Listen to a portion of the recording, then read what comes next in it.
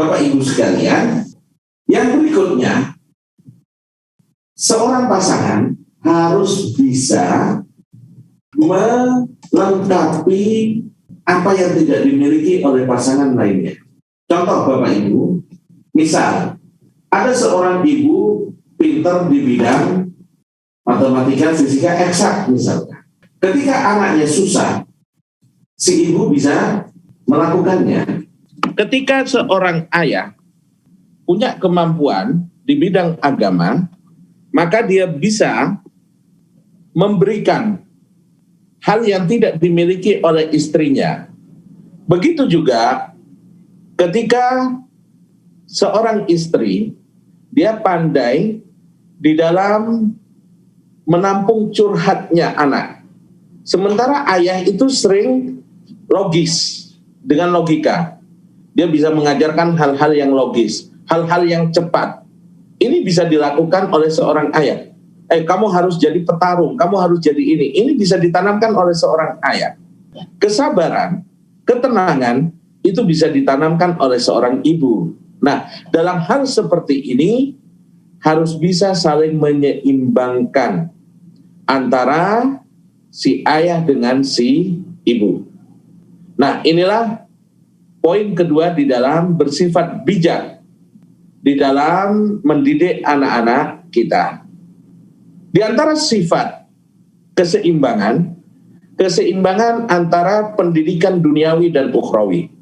Saya yakin Bapak Ibu sudah bisa dan selalu konsentrasi untuk ilmu-ilmu dunia anak kita. Anak kita matematikanya, fisikanya, biologinya, tapi jangan hanya di situ Bapak Ibu. Selain mengajarkan matematika, kita juga mengajarkan akhirat mereka, akidah mereka, ibadah mereka. Jadi harus berimbang antara dunia dan akhirat. Nggak bisa juga kita hanya membekali mereka dengan bekal ilmu-ilmu agama, tapi lalu kemudian melupakan ilmu-ilmu dunia mereka. Nggak bisa ilmu agama lalu melupakan ilmu keduniaan. La rohbaniyata fil Islam. Tidak ada kerahiban di dalam Islam. Anak kita perlu tahu juga ilmu-ilmu keduniawian. Allah menyatakan Rabbana atina fid dunya hasanah wa fil akhirati hasanah. Jadi ketika kita mengajarkan matematika, fisika, minta pada Allah ilmu dunia ini, jangan hanya cerdas ilmu dunia, tapi dunia yang hasanah. Karena banyak yang punya dunia tapi nggak membawa kebaikan. Betapa banyak anak-anak ketika sukses secara ekonomi menjadi awal kehancuran hidupnya. Kenapa? Karena dia doanya salah, cuma minta dunia. Nah, kita sebagai orang tua harus minta, ya Allah berikan dunia bagi anakku yang membawa kepada kebajikan. Jangan berhenti sampai di situ, dilanjutkan wa fil akhirati hasanah. Dan begitu juga kebaikan di akhirat. Jadi dunia itu harus diikat dengan dua. Pertama dunia yang membawa kepada hasanah, kebaikan. Dan setelah itu diikuti oleh akhirat. Anakku ya Allah yang pintar matematika, matematika yang bisa bawa kepada kebaikan. Belakangan ini betapa banyak ahli ekonomi, ahli matematika, yang menjadi bala wabah bagi masyarakat.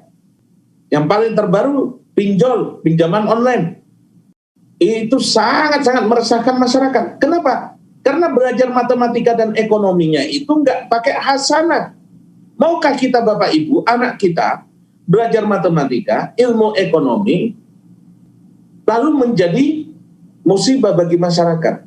Maka ketika mereka mau belajar ilmu eksak pun harus diniatkan hasanah yang bisa membawa kebaikan bagi dirinya, bagi masyarakat, bagi dunia kita, bagi negeri kita tercinta. Dan setelah itu kita minta pada Allah, berikan juga kebaikan akhirat ya Allah. Kita minta mereka, ya Allah berikan kepada anakku rumah yang bagus, yang bawa kebaikan, dan begitu juga tempat tertinggi di surgamu. Jadi Bapak Ibu mengajari, mendidik anak kita, mendoakan anak kita punya rumah itu bagus. Tapi jangan hanya sekedar rumah. Karena berapa banyak orang yang punya rumah, tapi rumah itu bagaikan neraka, bukan surga. Maka kita minta, ya Allah, berikan anakku rumah yang hasanah, penuh kebaikan. Dan juga tempat terbaik di kuburannya nanti, di surgamu, tempat tertinggi di surgamu, bersama para nabi dan para rasul. Nah, ini bijak di dalam mendidik anak, bagaimana memberikan paradigma pendidikan mereka, bagaimana menanamkan ke dalam otak dan jiwa anak kita, kesuksesan dunia adalah yang membawa rahmat, yang membawa kebaikan bagi dirinya, bagi masyarakat, dan itu tidak berarti kalau tidak dibarengi dengan kesuksesan di akhirat. Harus ditanamkan pada diri anak kita keseimbangan dunia dan keseimbangan akhirat. Jadi kalau anak kita di kursus matematika, dia juga harus Bapak Ibu diajarkan Al-Quran. Kalau kursus matematika dicarikan yang terbaik, yang biayanya mahal, belajar Quran pun carikan yang terbaik. Kami tidak katakan carikan yang termahal, tapi carikan tempat yang terbaik. Kalau tempat terbaik itu harus dengan biaya yang signifikan, kenapa kita mau membiayai untuk ilmu dunianya, namun tidak mau membiayai untuk akhiratnya yang ribuan tahun, bahkan abadi? Orang tua yang bijak adalah yang bisa menyeimbangkan keperluan, pendidikan, cara fikir, masa depan anaknya, dunia dan akhirat.